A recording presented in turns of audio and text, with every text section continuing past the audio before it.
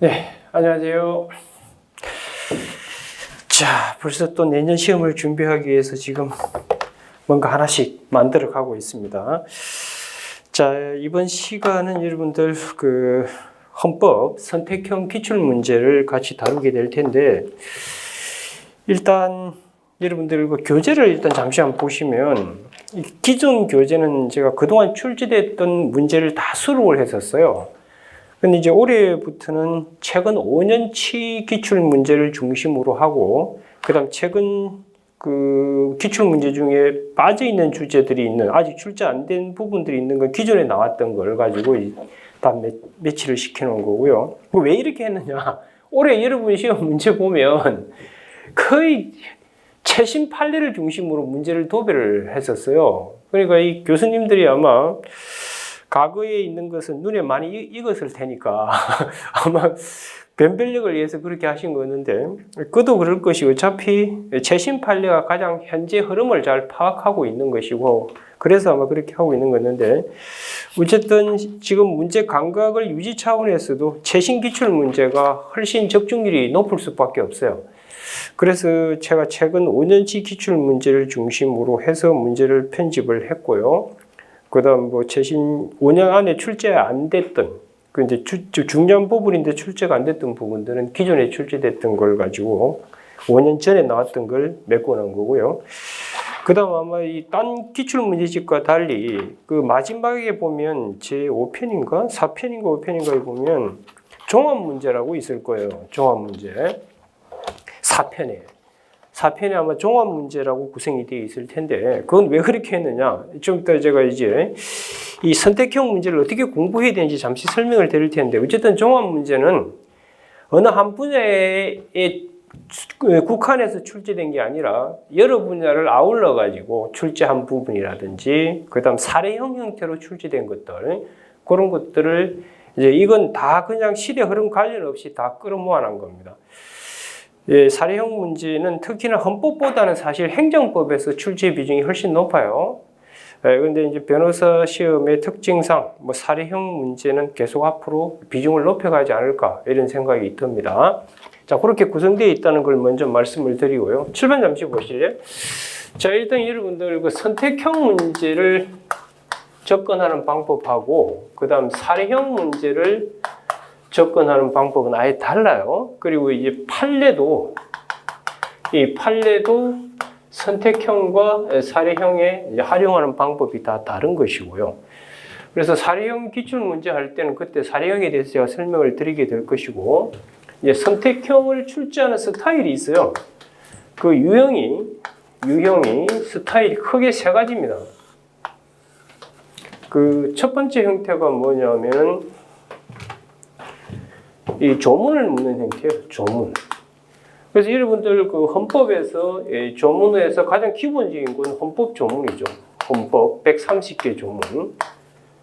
헌법 130조 조문을 여러분 이건 반드시 암기하셔야 돼요. 올해 여러분 선택형 기출 문제도 당연히 헌법 조문 묻는 게 몇 개 들어 있었잖아요. 그렇죠? 이게 1순위고요. 그다음 이제 두 번째가 뭐냐면 헌법재판소법. 이 두 개는 무조건 외우셔야 돼요. 이게 이제 행정법으로 오게 되면 행정법에는 일반법이라고 사실 만들어 놓은 것이 행정기본법이거든요. 헌법의 일반법이 헌법 130조문이라고요. 그러니까 여기에 대응하는 게 행정법에서는 행정기본법이고요. 행정기본법이고, 그 다음 이제 헌법재판소법에 대응할 수 있는 것이 행정소송법이라고요. 그러니까 이 부분들은 반드시 숙지가 되어 있으셔야 돼요. 특히 선택형, 물론 선택형뿐만 아니라 이 부분들은 뭐죠? 사례 문제 풀 때도 가장 기본적으로 숙지하고 있으셔야 돼요. 물론 여러분이 사례 문제 풀 때는 법전을 제공하지만 평상시에 눈에 딱 익히셔야 돼요. 익혀 있어야 속도를 빨리 가중시킬 수 있으니까요. 아시겠죠? 그래서 이게 첫 번째 여러분들이 스타일 생각하셔야 될 게 선택형에서는 법 조문을 묻는 건데, 이게 이제 세 번째 기타 부속법입니다. 뭐 대표적인 게 여러분들은 무슨 정당법이라든지 국회법이라든지 뭐 국적법, 그 다음 공선법, 공선법 아실 거고요. 이런 것들은 해마다 어쨌든 하나씩 걸려들게 돼요. 근데 어쨌든 이건 자처하더라도 이 두 개는 반드시 여러분이 외우두셔야 된다. 영어 단어 외우듯이. 외우는 거 외우세요. 저도 시험 준비할 때 뭐 웬만한 거 다 외웠어요. 결국 마지막에 외우지 않으면은 시험장에서 뭐 책 들고 갈 수는 없는 거니까요. 그죠? 다만 잘 외우려고 이제 체계도 잡고 여러분들이 이제 공부에 대한 기본적인 요령도 터득하고 그렇게 하는 거거든요. 그 다음에 이제 두 번째가 뭐냐면, 두 번째가 이제 기억하셔야 될 것이 이제 이론적인 건데, 사실 그 헌법이든 행정법이든 선택형에서 이론적인 걸 출제하기 어려워요. 그 이유는 이제 문제를 공개하잖아요. 그럼 논란거리 있는 건 출제하기가 어렵기 때문에 여러분 문제 보면 단서를 다 붙여놨잖아요. 논란이 있으면 뭐 가지고 해결하라고? 판례에 따라서 해결하라고. 그러니까 사실 이론은 크게 신경 안 쓰셔도 돼요. 물론 이제 가끔 지문에 조금씩 등장하는 경우가 있는데 크게 신경 안 쓰셔도 될 겁니다. 그래서 두 번째 스타일은 사실은 이론하고 그 다음 판례, 그 다음 조문 이걸 다 섞어서 이렇게 출제하는 스타일이 있다고요. 그 다음에 이제 세 번째 스타일이 가장 많아요. 이건 선택형이 객관식 문제의 속성 때문에 그런 건데 판례 문제 기본 판례 이게 이제 가장 중요해요. 그래서 선택형에서는요 판례만 많이 숙지하고 있더라도 웬만하면 커버가 다 돼요. 근데 판례가 상당히 많아요, 양이. 특히 최근에 헌법재판소 판례가 눈덩이로 이렇게 쏟아져 나오고 있기 때문에 그걸 일일이 다 기억하기가 쉽지가 않은데 아마 그 부담을 덜어주려고 그러는 것인지 올해 여러분 문제 스타일은 최근 한 5년치 정도의 판례가 거의 집중돼서 출제가 됐어요. 그래서 아마 이제 커리큘럼 과정에 보시면 알겠지만 최신 판례 특강이 기다리고 있을 거예요. 그 최신 판례 특강은 반드시 여러분이 수강하셔가지고 그 판례는 무조건 외우고 들어가셔야 돼요. 그래서 어쨌든 이 판례 묻는 스타일이 있고요. 그 다음에 이제 네 번째가 뭐냐면 이제 사례형이에요. 이게 이제 종합형 문제, 종합 문제 스타일. 이게 이제 기본적으로 사례형으로 출제되기도 하고 어느 한 분야가 아니라 전 분야에 걸쳐가지고 이렇게 물어보는 그런 스타일이에요. 이런 문제가 어찌 보면 가장 좋은 문제예요. 종합적인 지식을 테스트할 수 있기 때문에. 그래서 선택형은 스타일이 크게는 이 네 가지 스타일이 나오는데 제 개인적으로는 딴 거는 어쨌든 치고 이 판례 이 부분하고 법 조문은 이 두 개는 선택형에서는 무조건 여러분이 외워서 들어가셔야 됩니다. 다만 사례를 푸실 때는 판례 활용하는 것은 그 사례형할 때 제가 설명을 드리게 될 것이고 어쨌든 선택형에서는 이 기본적인 포맷을 여러분이 좀 알고 따라오시기 바랍니다. 아시겠죠? 네, 좋습니다. 그리고 여러분들이 가급적이면 그 7법이잖아요. 우리가 총 7법이 있는데 이 각 과목별로 기본서 한 거는 장식용이든 뭐든 가지고 있을 필요가 있어요. 그래서 뭔가 공부를 하고 나면 그 해당 분야는 기본서 찾아서 확인하는 습관을 갖도록 하시라고요. 마음에 고향이 있어야 된다 이 말이에요. 오케이? 안 그러면 붕 뜨거든요. 특히나 이 공법은 제가 계속 강조합니다만 헌법이든 행정법이든 이건 체계가 안 잡힌 상태에서 공부하면 도라미 다분해요. 이 공법이 가장 두리뭉실한 과목이잖아요. 두리뭉실하다는 것은 기본적으로 팩트 몇 개 외워서 들어가서는 문제를 풀 수가 없습니다. 그래서 이 무엇보다도 이건 체계를 잘 잡아. 밥그릇을 형성하고 나서 거기에다가 이제 물을 담는 건 판례를 많이 외워서 집어넣기만 하면 돼요. 그럼 게임 끝나는 거예요. 그리고 사례 문제 풀 때도 그 틀을 알면 어떤 문제가 나오더라도 일단은 합격권에 그쳐의 합격권까지 갈 수 있는 답안을 메꿔내요. 화려하게 쓰지는 못할지언정. 그런데 틀이 안 잡힌 상황에서 하게 되면 뭘 써야 될지를 몰라요. 그리고 어떻게 답안을 구성해가서 논리 전개적으로 갈지에 대해서 답이 안 나오기 때문에 몇 가지 그냥 팩트 써내고 나오면 이제 내년에 다시 보게 되는 일이 벌어지게 되는 거예요. 아시겠죠? 자, 좋습니다. 어쨌든 선택형 문제는 요 스타일대로 여러분이 공부를 좀 하시기 바라고요. 그리고 지금 여기에 지금 5년치 수록된, 5년치만 수록된 건 아니고요. 아까 종합 문제 같은 경우는 그동안 여러분 10 몇 년 동안 나왔던 것이 다 결합이 되어 있는 것이고, 그리고 분야별로 최근 5년 동안 안 나왔던 분야는 아까도 언급한 것처럼 그 전에 나왔던 문제들을 배치해 놨기 때문에 여기 있는 문제는 무조건 꼼꼼히 여러분 풀으셔서 기억하셔야 돼요. 오늘 풀어보면 아시겠지만 문제가 반복돼서 나와요. 한번 나왔던 그 지문들이 그 다음 문제에 연속해서 나오고 있다는 걸 여러분 느끼시게 될 겁니다. 그래서 실질적으로 기출 문제 꼼꼼히 잘 푸시고, 그 다음 최신 판례 추가하고 중요 판례 결합시키면 선택형은 커버가 돼요. 자, 좋습니다. 자, 서술은 그 정도 하고요. 이제 문제를 같이 한번 풀어보도록 하겠습니다. 미리 여러분 하루에 한 30문제 정도를 여러분이 좀 풀어오시기 바랍니다. 미리 풀고, 그 다음 저랑 같이 풀고, 그렇게 진행하시면, 그리고 또 복습하고 하면 3회독 효과를 거두게 되겠죠. 하여튼 여러분이나 저는 천재가 아니기 때문에 반복 학습 이외엔 방법이 없어요. 아무리 머리가 양심이 없지만 계속 집어넣다 보면 자기도 양심이 있겠죠. 몇 가지 남겨둘 거 아닌가요? 그죠? 자, 좋아요. 자, 그럼 2페이지 펴시기 바랍니다. 자, 제1장 헌법과 헌법학 부분이죠. 헌법 총론 파트입니다. 먼저 첫 번째 주제가 이제 헌법의 해석 부분인데, 칠판 잠시 보실래요?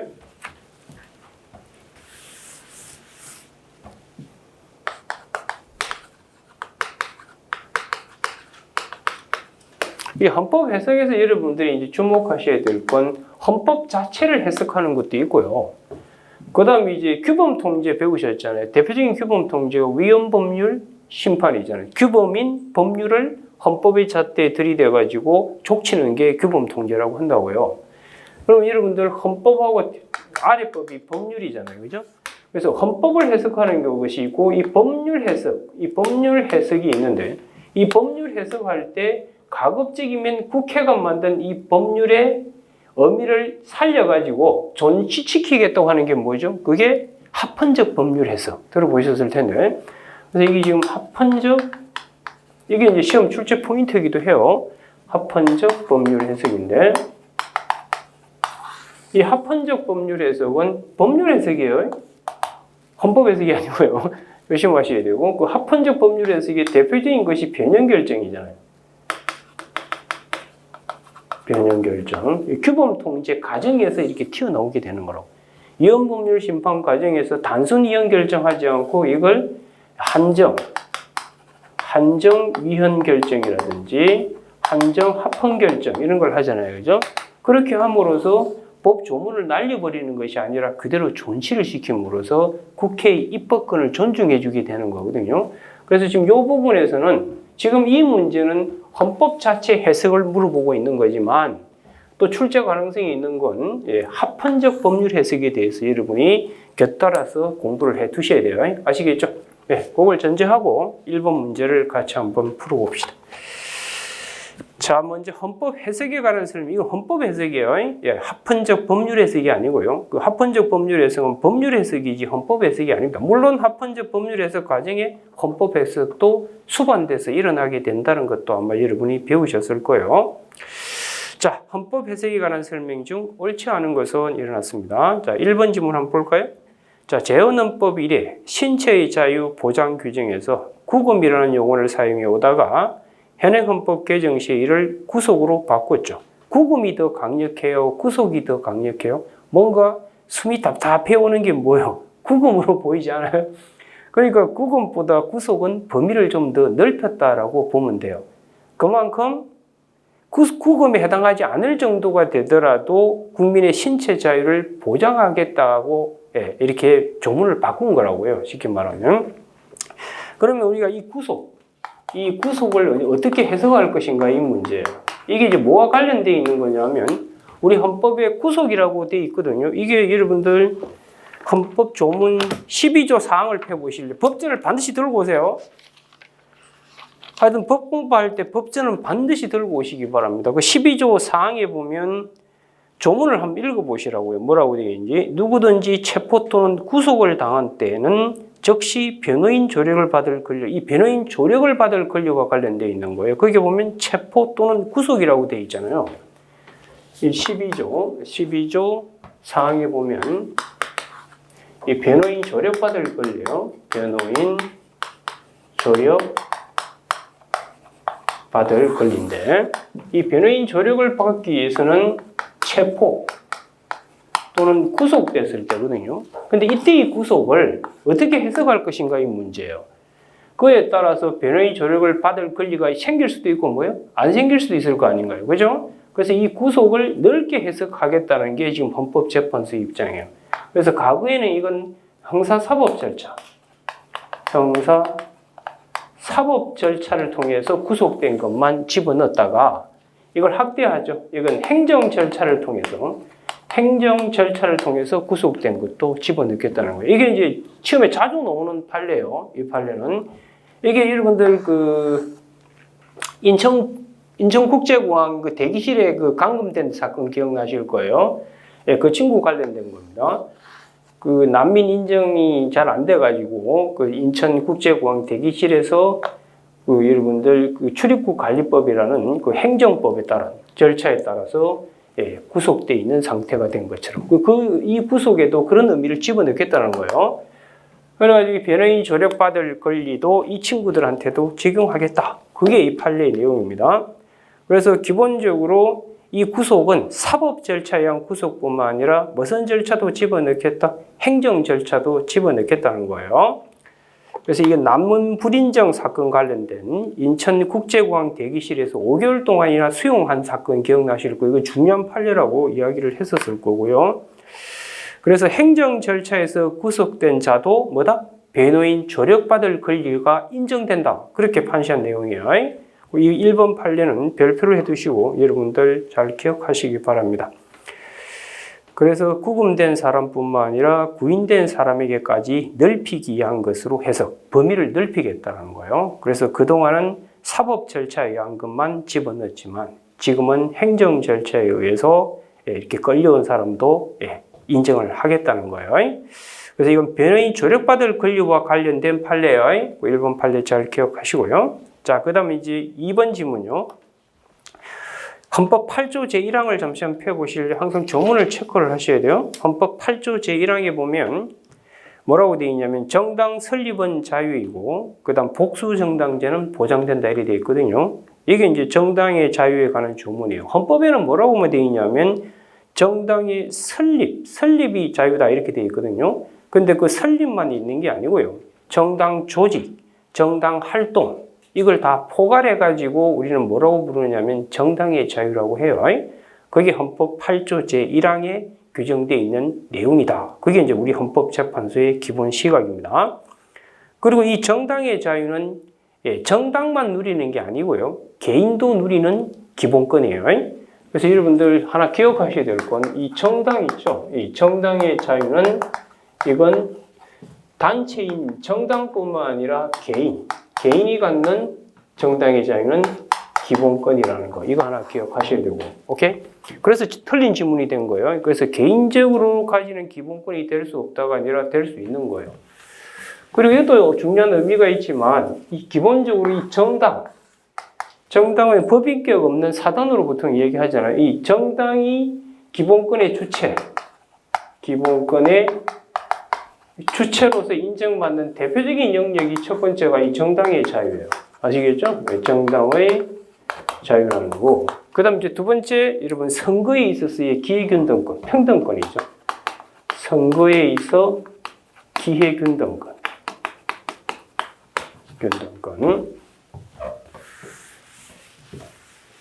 그 다음 이제 세 번째가 여러분, 그 재산권. 이런 세 가지 분야에서는 기본적으로 우리 헌법재판소가 정당도 기본권의 주체가 된다. 그것도 등달아 알아두세요. 다만 이건 정당은 이제 기본적으로 단체다 보니까 생명, 신체 이런 안전과 관련된 기본권의 인정이 안 되겠죠. 그죠? 뭐 생명, 신체 이런 건 인정이 될 수가 없는 것이고.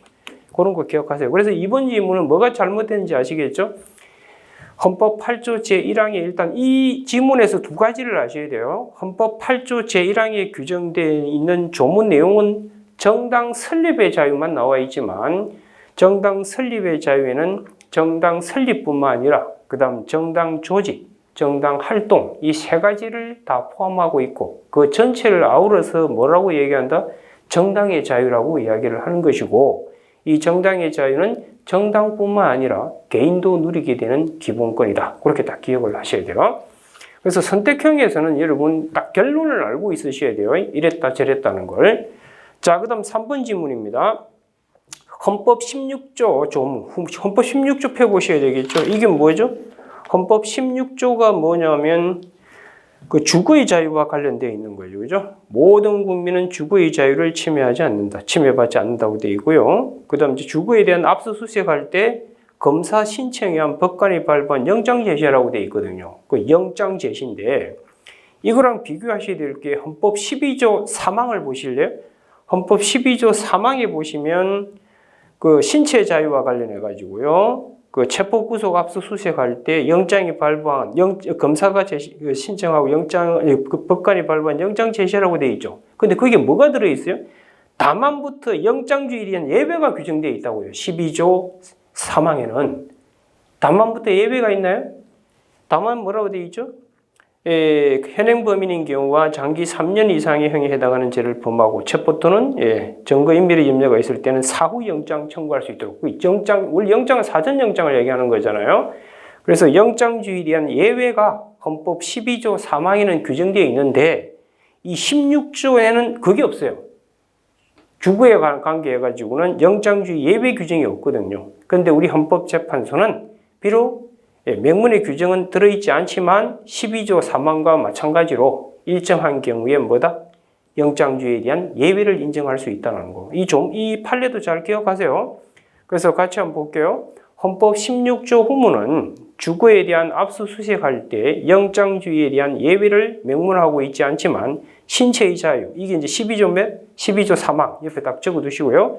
신체의 자유와 비교할 때 주거의 자유에 대해서도 일정한 요건 하에서 그 영장주의에 대한 예외를 인정할 필요가 있다. 그럼 그 일정한 요건이 뭔지를 기억하셔야 돼요. 그게 그 다음 줄에 보세요. 그 장소의 범죄 혐의 등을 입증할 자료나 피의자가 존재할 개연성이 소명. 그게 동그라미 1번. 그 다음 사전에 영장을 발부하기 어려운 긴급한 사정이 있는 경우. 동그라미 2번. 이런 경우에는 비록 명문의 규정이 없지만 주거의 자유와 관련해서도 영장주의에 대한 예외가 인정될 수 있다. 그렇게 딱 기억을 하셔야 돼요.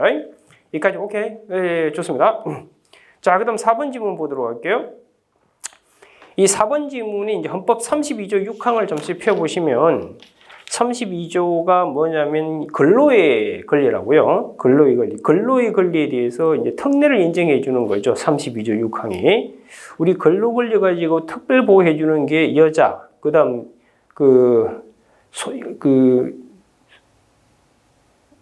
연소자하고 여자 두 사람은 기본적으로 특별 보호를 하고요. 그다음 이제 국가 유공자들이 있잖아요. 이 친구들은 이제 우선적인 근로기회를 부여하도록 되어 있거든요. 그럼 여기에 우선적 근로기회를 부여받는 자가 헌법 조문을 어떻게 해석하느냐 지금 보는 겁니다. 6항을 보면 뭐라고 되어 있냐면 국가 유공자, 그다음 상위 군경 및 전몰 군경의 유가족 그래놨죠. 그러면 이걸 그대로 해보면 국가 유공자, 상위 군경 및 전몰 군경의 유가족 되어 있는데 그럼 유가족은 국가 유공자의 유가족도 들어와요? 상위 군경의 유가족도 들어오는지 아니면 전몰 군경의 유가족만 들어오는지가 문제가 된 거예요. 그죠? 그럼 잘라보면 어떻게 되죠? 국가 유공자, 상위 군경, 그 다음 전몰 군경의 유가족 되어 있으니까 이때 유가족은 누구의 유가족만 들어온다? 전몰 군경의 유가족만 집어넣겠다. 이게 우리 헌법재판소의 해석이라고요. 알겠어요? 예, 그러니까 국가 유공자 유가족은 자기에게 우대해주지 않는다 해서 문제될 건 없는 거라고요. 그걸 얘기하는 겁니다. 그래서 같이 한번 읽어볼게요.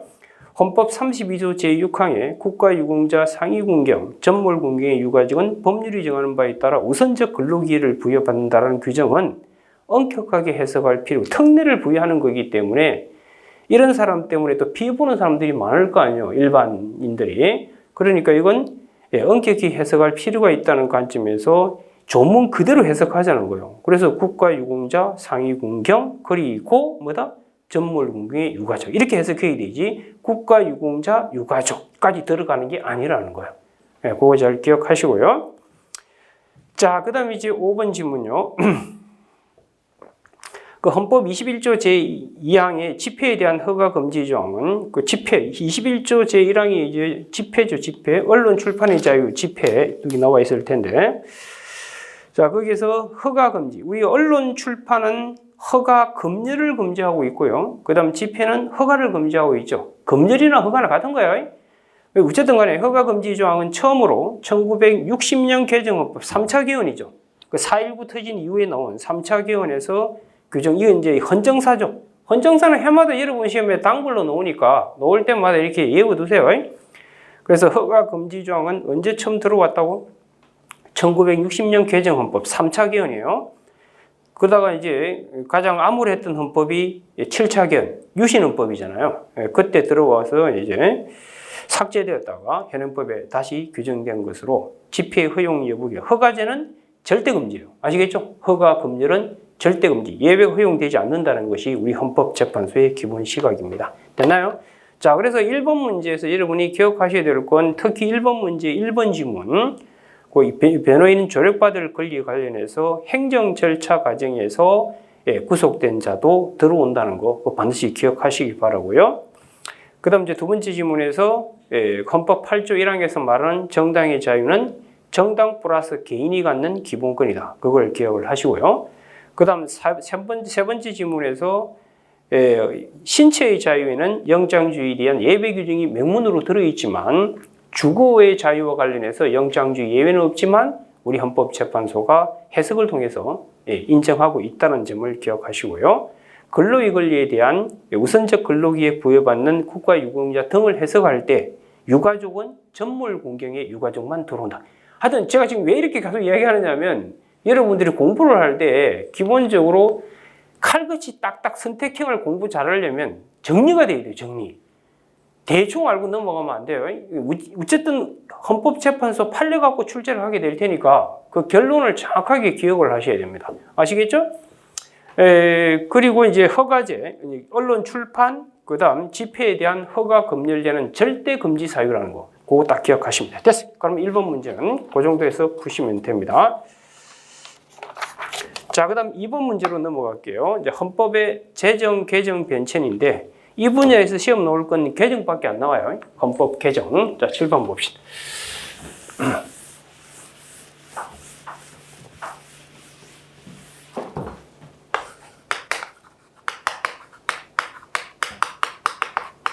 일단 이 헌법 개정은요, 반드시 1순위가 뭐냐면 이 개정 부분에서 1순위는 헌법 조문을 반드시 암기하셔야 돼요. 헌법 조문.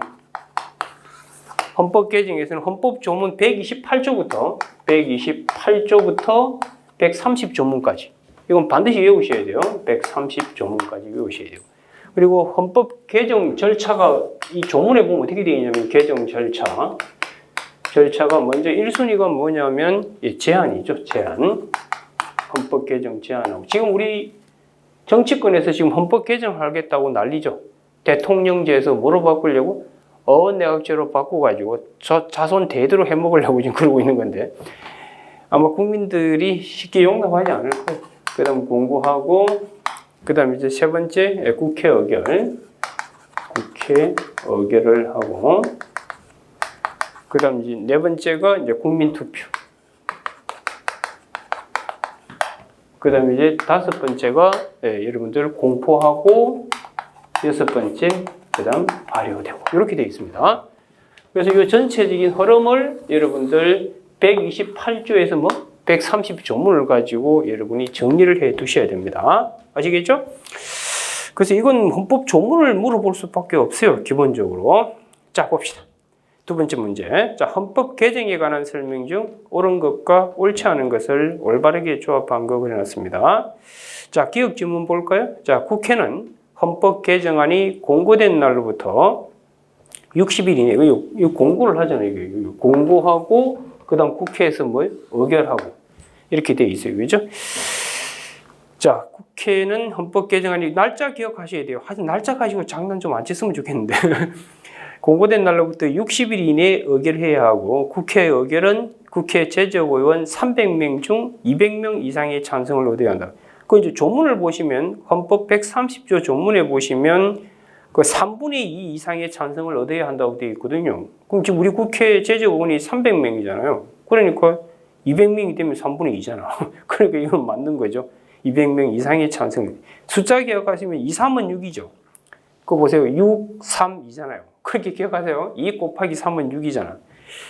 딱 맞아 떨어지죠. 그 다음 니은 지문에 보시면 헌법상 헌법 개정안은 국회가 의결한 후 30일 이내에 236, 30일 숫자가 다 그렇게 많이 나오네요. 국민투표에 붙여 국회의원 선거권자 과반수 투표와 투표자 과반수 찬성을 얻어야 된다. 이건 이제 130조 2항이 들어가 있죠.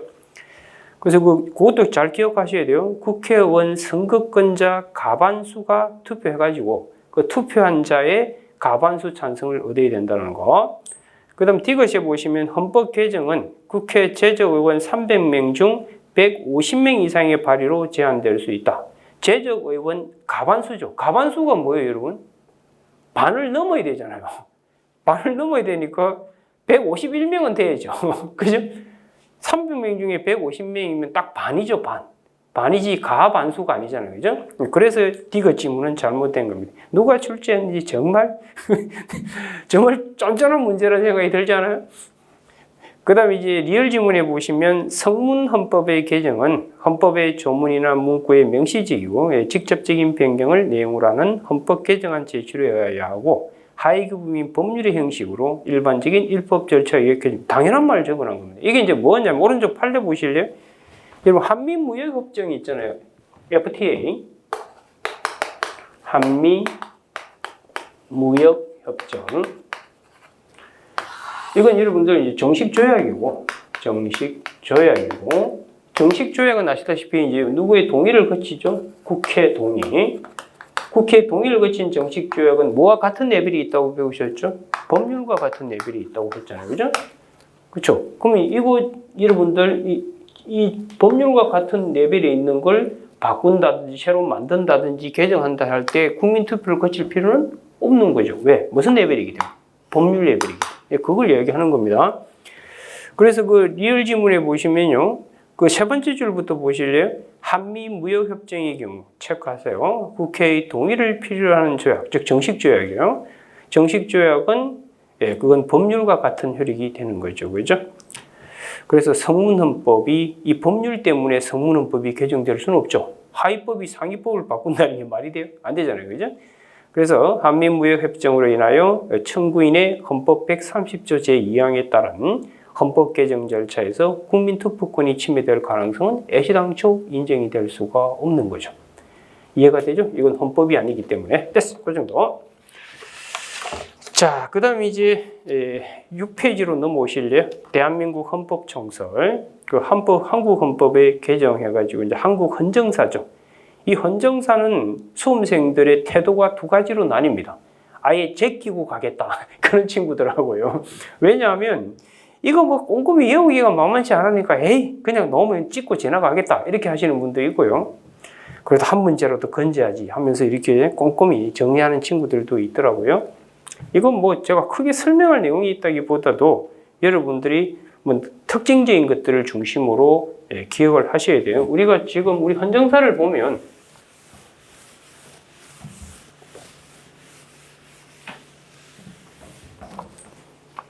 우리나라 헌정사가 이제 첫 번째가 제헌헌법이잖아요. 이게 제헌헌법 1948년 제헌헌법의 내용도 계속 묻고 있죠. 그 다음 이제 두 번째가 제헌헌법 다음에 나오는 게 이제 1차 개헌이죠. 1차 개헌. 1차 개헌이 나오죠. 그 1차 개헌이 1952년. 이걸 딴 말로 발췌 개헌이다. 이런 말도 들어보셨을 거예요. 이게. 발췌 개헌.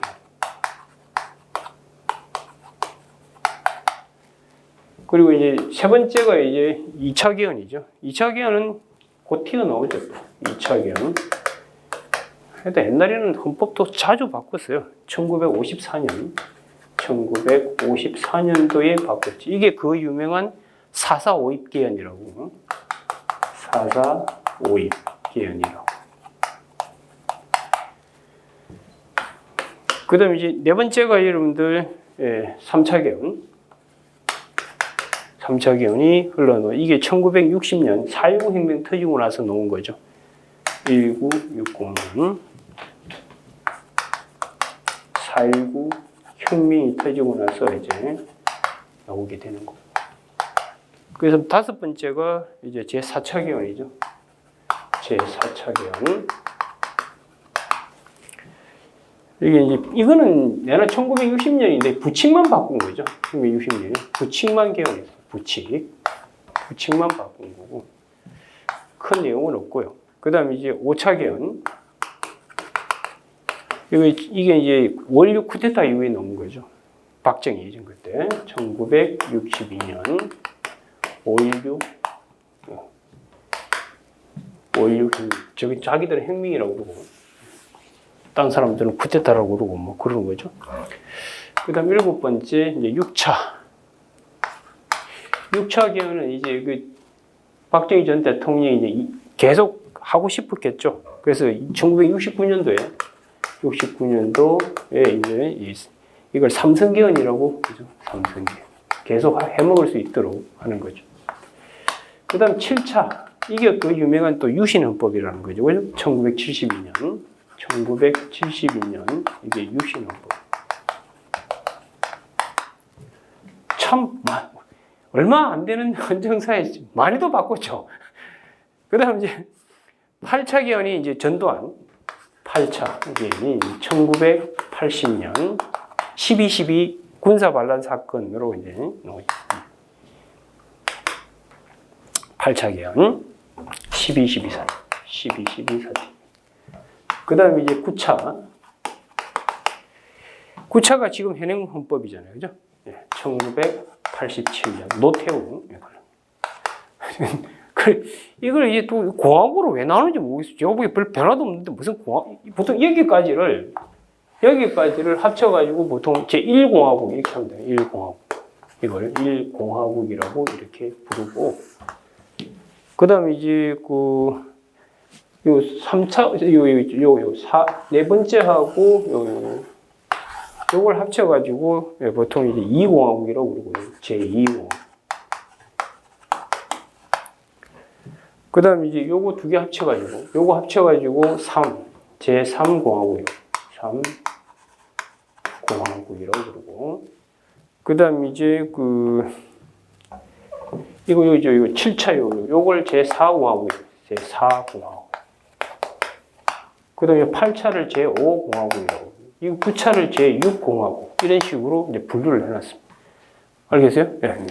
이게 6공화국, 5공화국, 4공화국. 현재 우리는 지금 제6공화국 시대에 살고 있습니다. 알겠어요? 네, 그래서 이게 이제 각각 이것들을 좀 이해하려면 그 시대의 역사적 배경을 좀 알면 이 각각의 1차 개헌 때 어떤 특징이 있었고, 뭐 2차 개헌 때 어떤 특징이 있었고, 그런 것들을 좀 더 이해하기가 좀 편할 수 있을 텐데, 어쨌든 이 부분은 여러분이 꼼꼼히 뭐 공부한다기보다도 특징적인 걸 중심으로 좀 몇 가지들은 반드시 외워두세요. 그리고 이 문제 풀어보시면 아시겠지만 반복돼서 나오는 것들이 몇 가지들이 있거든요. 예, 그런 것들은 반드시 숙지를 하세요. 자, 같이 한번 봅시다. 자, 세 번째 문제요. 자, 헌법의 역사에 관한 설명 중 옳은 것은 일어나세요. 자, 1번 질문. 그럼 1948년 헌법은 이건 재헌헌법이죠. 그죠? 재헌헌법. 국가의 세입 세출의 결산, 그 다음 국가 및 법률에서 정한 단체 회계 검사와 행정기관 및 공무원 직무에 관한 감찰을 하기 위하여 대통령 소속하에 감사원을 두도록 했다. 지금 감사원은 여러분들 회계검사, 결산검사, 직무감찰 기능을 다 통합해서 감사원에서 지금 통합 수행하잖아요. 그건 1962년 헌법에서 그렇게 해요. 1962년 헌법이면 제5차 개헌이죠. 그 5.16 쿠데타로 집권한 박정희 때 들어와서 그렇게 된 겁니다. 아시겠어요? 네. 그래서 그 재헌헌법과 제2공화국 시대는 분리가 돼 있었어요. 그 결산심사는 신경원에서 담당하고 직무감찰은 감찰위원회에서 이렇게 분화되어 있었던데 그걸 통합해서 감사원을 만들어서 거기에다 다 집어넣은 건 언제라고요? 1962년 헌법이에요. 그렇게 딱 적어 두시고요. 나올 때마다 기억하라고요. 반복해서 나오니까. 그래서 감사원은 언제? 1962년 제5차 개헌. 그렇게 딱 기억을 해 두셔야 돼요. 그 다음 두 번째 질문요. 1954년 헌법. 대통령이 사고로 인하여 직무를 수행할 수 없을 때는 부통령이 그 권한을 대행하고, 그 다음 대통령, 부통령 모두 사고로 직무 수행할 수 없을 때는 국무총리가, 야, 여러분들 하나 조심해야 될 게 있어요. 우리 헌정사상 국무총리가 계속 있어 왔는데 딱 한 번은 없었던 때가 있었어요. 그게 언제냐면 1954년 헌법이에요. 그 1954년 헌법에서는 국무총리제가 폐지돼요.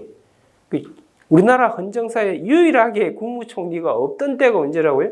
1954년 헌법이에요. 54년 헌법이니까 제2차 개헌이죠. 4.4 개헌. 아시겠죠? 그러니까 그게 국무총리가 들어올 건덕지가 없으니까 이번 지문이 잘못된 거예요. 다시 강조드립니다만 재헌헌법부터 현행헌법에 이르기까지 이 제2차 개정헌법, 즉 1954년 헌법을 빼고는 국무총리가 계속 유지되어 왔었다고요. 오케이? 네. 그렇게 기억하세요. 자, 그러면 여러분들이 이번 지문이 왜 잘못됐는지 쉽게 확보가 될 거예요. 자, 그 다음에 이제 3번 지문요. 1962년 헌법. 여러분, 1962년 헌법은요, 우리나라 헌정사상 가장 강력한 정당 지향적 헌법이었어요. 그러니까 정당 추천 못 받으면 아예 공직 아예 못 나오도록 만들어놨어요. 그만큼 정당 지향형 헌법이었어요. 그러니까 이 3번 지문이 옳은 지문이 될 수밖에 없어요. 알겠죠? 그리고 이게 우리나라 헌법에서 그 정당에 관한 명문 규정을 처음 둔 건 1960년 헌법이에요. 제3차 개정. 60년 헌법에서 처음, 그것도 하나 적어두세요. 1960년 헌법에서 처음으로 정당에 관한 명문 규정을 헌법에 둡니다. 두고 이제 우리 헌정사상 가장 철저한 정당 국가적 경향을 취했던 헌법이 1962년 헌법이라고 해요. 이해가 되셨죠? 네, 그거 기억을 하시고요. 여기까지 이해되셨어요? 네, 좋습니다. 그러다가 이제 유신헌법에 오면 이제 무소속 입후보도 허용을 해요. 정당 추천 없이도 하는데, 그거 기억을 해 두시기 바랍니다. 자, 그 다음에 이제 4번 지문이죠. 1972년 헌법. 국민의 주권적 수행기관으로 통일주체 국민회의를 설치한다는 건 아실 거고, 통일주체 국민회의에서 대통령과 국회의원 정수의 2분의 1, 2분의 1이 아니고 이게 시험에 계속 반복해서 나와요. 3분의 1이에요. 3분. 국회의원 정수의 3분의 1을 통일주체 국민회의에서 뽑도록 그렇게 해놨습니다. 이게 지금 오른쪽에 그 4번 지문에도 또 나와요. 이게 반복해서 나오고 있으니까 네, 잘 기억하세요. 2분의 1이 아니라 얼마? 3분의 1. 그거 딱 체크하시고. 그 다음에 이제 1980년 헌법이죠. 1980년 헌법이면은 기본적으로 이제 제8자 개정이죠. 전두환 때 생각하시면 돼요. 1980년 헌법은 국회가 국무총리 또는 국무위원에 대해서 개별적으로 그 해임을 건의할 수 있으나 국무총리에 대한 해임 건의는 쭉 되어 있죠. 잠깐 여기서 여러분들 지금 현재 우리 현재법에 어떻게 되어 있죠? 현재 지금 국무총리나 국무위원에 대해서 해임을 건의할 수 있도록 되어 있죠. 지금 해임 건의라고 되어 있잖아요. 이게 어떻게 바뀌어 왔는지 좀 알아두셔야 돼요. 1972년 헌법하고 1972년하고 1980년 이 헌법에서는 뭐라고 되어 있냐면 의결이라고 되어 있어요. 건의가 아니라 해임 의결. 해임 의결이라고 되어 있을 때는 해임 의결이 되어 있어요. 의결이었고 그러다가 이제 지금 현행 1962년은 일단 1962년도에 건의라고 되어 있다가 해임 건의 이렇게 되어 있다가 1972년 헌법과 80년 헌법이랑 해임 의결한다고 되어 있고 지금은 뭐로 바뀌어 있죠? 지금은 건의로 이렇게 바뀌어 있습니다. 그러니까 지금 질문에 지금 1980년 헌법이잖아요. 해임을 건의하는데 해임 의결권을 규정하고 있다고요. 건의가 아니고요. 이해가 되셨어요? 1972년 헌법하고 1980년 헌법에서는 뭐라고 되어 있다고요? 의결이라고 되어 있어요. 의결. 건의가 아니고요. 구속력을 강화시켜 놨던 겁니다. 지금은 다시 뭐로? 건의로 바뀌었잖아요. 그러니까 지금은 구속력이 없죠. 의결이 된다는 건 구속력이 있는 거예요. 그게 따라야 되는 거예요. 아시겠죠? 네, 그렇게 구분을 하시라. 됐죠? 네. 자, 그러면 3번 지문은 그 정도 선에서 이해를 하시면 되고요. 자, 그 다음 4번 문제로 넘어가도록 할게요. 자, 대한민국 헌정사에 관한 설명 중 옳지 않은 것은 일어났습니다. 자, 1번 지문 보시면 제1차 개정헌법, 1952년 헌법에서는 국무위원과 행정각부 장관은 국무총리 제청으로 대통령이 임명하도록 하고, 이거 뭐 그대로 되어 있으니까 읽어두시기 바라고, 제가 설명할 거 없어요. 그 다음 4차 헌법 개정에서 그거 그대로 기억하시기 바라고, 5차 개정이 1962년이죠. 그게 위헌법률 심사권을 대법원에 권한을 했다는 건 잘 기억해 두세요. 지금 우리 위헌법률 심판은 헌법재판소가 관할하고 있잖아요. 그죠? 그래서 그 3번 지문은 그거 좀 기억하시고, 4번 지문 또 나왔잖아요. 아까 통일주체 국민회의는 국회의원 정수 몇 분의 몇? 3분의 1만 선거하도록 되어 있었잖아요. 그죠? 이것도 반복해서 나왔잖아요. 23년도에 나오고 24년도에 연타로 나왔죠. 이해가 되셨을 거예요. 그래서 정답이 왜 4번인지는 아실 거고요.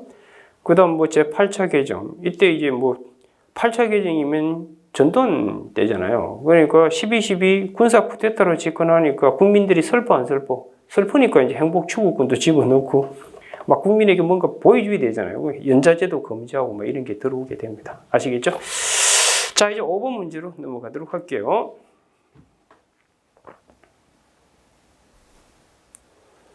자, 다음 대한민국 헌법 역사. 올해 문제예요. 올해 여러분 출제된 문제입니다. 자, 기억 지문에 보시면 1948년 재헌헌법은 국무원을 대통령, 이거 뭐 여러분 읽어보시면 되고, 그 다음 니은도 여러분이 읽어보시기 바라고, 그 다음 이제 디귿에 보시면 그 국무총리를 이제 임명하는 방법이 역사에 따라 달라져 왔다는 걸 정리하셔야 돼요. 자, 일단 그 1948년 헌법에서는 국회의 승인을 얻어서 임명을 했어요. 여기 보면 1948 여기는 국회 승인을 얻어서 임명을 했고요. 그 다음 이제 1960년 헌법에서는 이건 민의원 동의를 받아서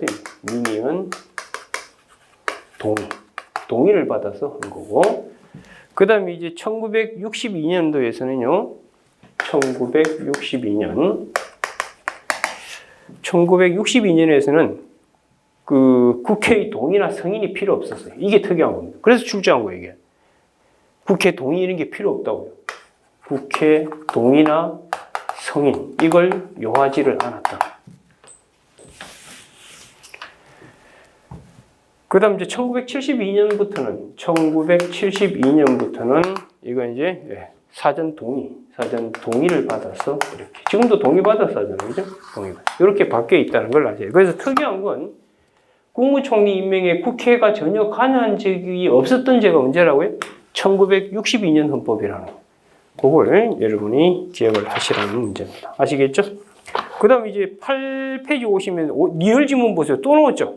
아까 그 통일주체 국민회의가 몇 프로 뽑는다고? 3분의 1. 그러니까 이제 3년 연타로 리얼 지문은 반복해서 나온 거예요. 신기하죠? 이해가 됐다고 치고요. 그 다음 뭐 미음 지문은 여러분이 참고로 보시고. 그래서 여기서 이제 물어보고자 했던 거는 출제자는 이 국무총리를 임명하는 과정에 국회가 전혀 관여하지 않았던 헌법이 언제라고? 1962년 헌법이라는 거. 이게 이제 5차 개헌이죠. 5차 개헌 때 있었다. 그걸 기억하시면 돼요. 됐죠? 네, 좋습니다. 자, 이제 6번 문제로 넘어가도록 할게요. 자, 헌법의 적용 범위라고 되어 있죠. 잠깐, 우리 헌법은 당연히 우리나라 국민한테 적용되죠. 우리나라 국민한테 적용이 되고, 우리나라 영토에서 적용이 되겠죠. 그리고 이 국민 관련해서는 여러분들이 국적법을 여러분이 정확하게 암기를 해 두셔야 돼요. 이 국적법 플러스 관련 판례, 이걸 여러분이 정리를 하셔야 되고요. 그 다음 이제 영토 관련해서는 여러분들 영토 조항인 3조 조문하고 통일 조항인 4조, 이 두 개의 갈등을 어떻게 해결할 것인가, 그런 것들을 여러분이 좀 정리를 하시기 바랍니다. 오케이? 네, 좋습니다. 자, 헌법의 적용 범위죠. 우리나라 헌법이 누구에게 어느 곳에서 적용되느냐 이 말이에요. 당연히 대한민국 국민한테 적용이 될 것이고 우리나라 땅에서 적용이 되겠죠. 예, 그걸 얘기하는 겁니다. 자, 그래서 이제 북한을 어떻게 볼 것인가 이게 문제예요. 그래서 여러분들 3조 영토조항하고 4조 평화통일조항 이 두 개가 갈등이죠. 영토조항은 우리나라가 분단국가가 아니라는 전제에 깔고 있는 거죠. 하나의 국가라고 보는 거고 평화통일조항은 분단국가를 전제하고 만든 조문이죠. 헌법 3조는 훨씬 더 빨리 규정된 거고요. 예, 평화통일조항은 그 이후에 규정이 됐잖아요. 그러니까 뭐 4조가 일종의 뭐 특별법이고 3조가 일반법 아닌가 이렇게 얘기하는 사람도 있고 아니면 또 국법이고 신법이다 이렇게 얘기하는 사람도 있고 하여튼 여러 가지 갈등이 있다는 건 좀 알아두시고요. 자, 그럼 6번 문제를 같이 한번 볼게요. 자, 남북한의 법적 관계에 관한 설명 중 옳지 않은 거. 어쨌든 남북한 법적 관계를 설명할 때는 헌법 조문 3조, 그 다음 헌법 조문 4조 이 두 개를 여러분이 먼저 기억을 하셔야 돼요. 자, 볼게요. 1번 질문. 통일부 장관이 북한 주민 등과의 접촉을 원하는 자로부터 승인 신청을 받아 구체적인 내용을 검토하여 승인 여부를 결정하는 절차를 규정한 남북 교류에 관한 법률은 평화통일을 선언한 헌법 전문가, 헌법 4조에 위배되지 않는다. 얼핏 생각해보면 여러분들 지금 남한 사람들이 북한 주민들과 접촉하면 결국은 뭐에 기여할 수 있겠죠? 서로 계속 왔다 갔다 이렇게 교류하다 보면 친해지고 그럼 평화통일이 될 수도 있을 것 같잖아요. 그런데 그 과정에 빚어질 부작용이 엄청 많다는 걸 고려해가지고 어느 정도 제약을 가한다 해서 문제될 게 없다고 한 판례요. 이해가 되죠? 예. 그리고 기본적으로 사실 영토조항과 평화통일조항은 갈등일 수밖에 없어요. 얼핏 보면. 영토조항은 북한도 우리나라 땅이고 그럼 북한도 우리나라 땅이라면 거기에 살고 있는 북한 주민도 대한민국 국민이 되겠죠. 그렇게 될 수밖에 없잖아요. 근데 평화통일조항을 들고 들어가면 북한은 아직 우리나라 땅이 아닌 것처럼 돼 있잖아요. 그럼 또 어떻게 해결해야 되냐? 이 문제가 생길 수밖에 없어요.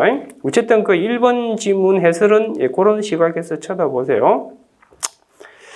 그래서 평화통일에 뭐 기여할 수는 있을지언정 그게 빚어질 부작용이 생길 수 있기 때문에 이 정도 간섭하는 건 별 문제 없다. 이렇게 본 거고요. 자, 그 다음에 이제 2번 지문인데 이건 여러분 국제법 지식을 좀 아셔야 됩니다. 그 2번 지문은 뭐냐면 이걸 기억하셔야 돼요. 국가 승인의 상대적 효력이라는 건데 잠깐 여러분들 이건 보세요. 지금 유엔이 있죠. 유엔이 있고 그 다음 북한이 있고 그 다음 남한이 있잖아요. 이 북한하고 남한이 동시에 유엔에 가입을 했거든요. 그럼 유엔 조문에 보면 주권 국가만이 유엔 회원국이 될 수 있도록 되어 있다고요. 그러면 유엔에 가입했다는 건 국제기구인 유엔 입장에서는 북한과 남한을 뭐로 승인한 것처럼 되죠? 국가로 보게 되는 것처럼 된다. 국가 승인은. 그런데 이 유엔은 이건 양자조약이 아니라 이건 여러 사람이 뭉쳐서 만든 다자조약이에요. 다자조약으로 만들어진 겁니다. 그럼 다자조약에 두 나라가 가입했다 해서 두 나라 사이 서로 국가 승인을 보지 않습니다. 두 나라 사이에 만약에 조약을 체결하잖아요. 그거는 뭐가 되느냐 하면 국가 승인이 될 수 있습니다. 이 두 나라 북한과 남한이 만약에 정식 조약을 체결하잖아요. 조약을 체결하면 이건 이 두 나라 사이에 국가 승인이 될 수 있어요. 그럼 국가 승인을 해버리게 되면은 뭐에 반할 수 있죠? 영토조항에 반할 수 있잖아요. 영토조항은 한반도가 뭐 하나라는 것이 두 개 쪼개지면 안 되잖아요. 그런데 지금 북한과 남한이 유엔에 동시 가입한 것은 유엔이라는 국제기구에 의한 국가 승인은 될지언정 북한과 남한 사이에 국가 승인이 되는 게 아니라고요. 그러니까 이걸 가입했다 해서 3조 영토조항에 모순된다고 보기는 어렵다는 거예요. 그리고 이제 남북교류법 있잖아요. 남북교류. 해가지고 남북교류 협상에서 그 합의서 있잖아요. 그게 조약으로 보게 돼버리면 이런 일이 벌어집니다. 근데 우리 헌법재판소는 그걸 조약으로 봐요? 안 봐요? 안 보잖아요. 그런 것들을 여러분이 이해를 하세요. 자, 그래서 거기 보시면 남북한이 유엔 동시 가입하였다 하더라도 이는 유엔 헌장이라는 다변 조약의 가입을 의미하는 것으로 유엔 헌장 4조 제1항의 해석상 신규 가맹국이 유엔이라는 국제기구에 의해 국가 승인을 받는 효과는 발생하는 것은 변론으로 하고 그것만으로 곧 다른 국가의 관계에서도 당연히 상호 국가 승인이 있었다고 볼 수 없다. 옆에다가 이렇게 적어두세요. 뭐라고 적으냐면 국가 승인의 상대적 효력. 국가 승인의 상대적 효력이라고 적어두시라고. 여기까지 이해되셨어요? 네, 좋습니다.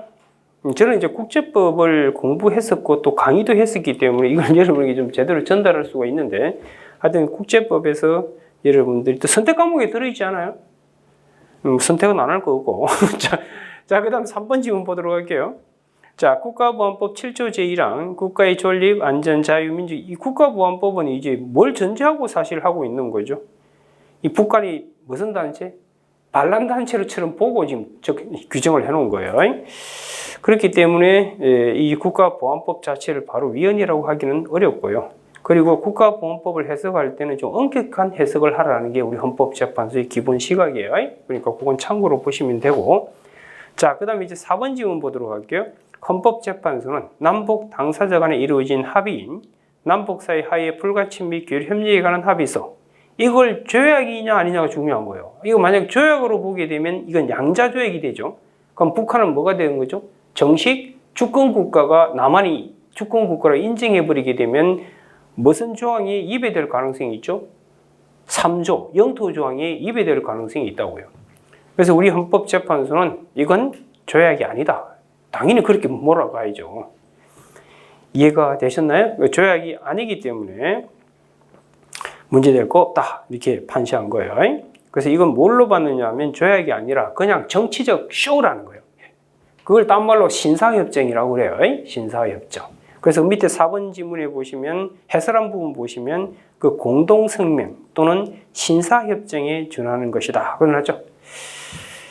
자, 그 다음에 이제 그 5번 지문에 보시면 왜 4번 지문이 틀렸는지는 이해하셨을 거고요. 그 다음 5번 지문에 보시면 남북관계 발전에 관한 법률에 따르면 대통령은 정부와 북한 당사자가 문서의 형식으로 체결된 그 남북 합의서 있죠. 자, 여러분들 형식이 조약처럼 보인다 해서 그게 반드시 조약이 되는 게 아니에요. 그 안에 담긴 내용과 체결자의 의사가 중요한 거예요.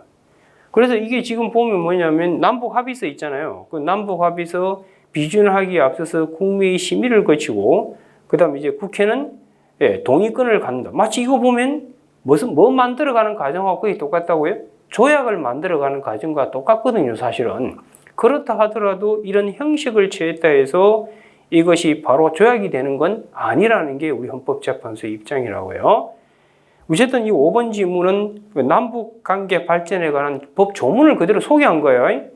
아시겠죠? 이건 판례가 아니고 소개한 건데, 여기서 제가 설명드리고 싶은 거는 형식상 조약과 유사한 예관을 갖추고 있다 해서 조약이 되는 게 아니라는 걸 제가 설명을 드리는 거예요. 그래서 그걸 반영해서 4번 지문이 결국 뭐로 이해한 거라고요? 이건 신사협정에 지나지 않는다. 그렇게 본 거라고요. 됐죠? 네, 그 정도 기억을 하시면 됩니다. 자, 거기까지 설명을 했고요. 자, 이제 잠시 쉬었다가 이제 아까 국민하고 뭐가 있죠? 지금 헌법이 적용되는 영역이 적용되기 위해서 전제 조건이 사람은 국민이고 땅은 우리 영토. 그래서 영토 관련해서는 3조, 4조 이걸 이해를 하셔야 되고, 국민 관련해서는 이 국적법하고 판례 이걸 여러분이 잘 정리해 둘 필요가 있습니다. 그래서 그 국적법 관련된 부분 관련한 문제가 7번, 그 다음 8번 넘겨보실래요? 9번, 7, 8, 9 계속 국적 관련된 거 시험에 자주 나오고 있다는 걸 여러분이 느끼실 거예요. 그래서 잠시 쉬었다가 이 부분을 같이 살펴보도록 하겠습니다.